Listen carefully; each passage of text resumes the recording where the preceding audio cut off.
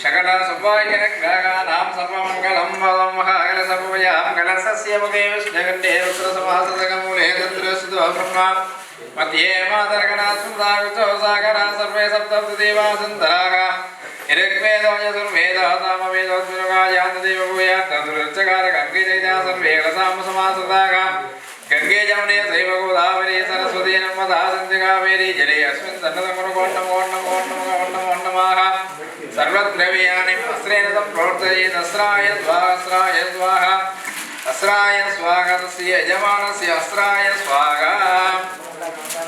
गण्डभूयामस्राय मोण्डमागागमनार्थं देवानागमनार्थं रसदामिति कुर्वे मन्त्रेण गण्डां द्विगे सन्तानजेते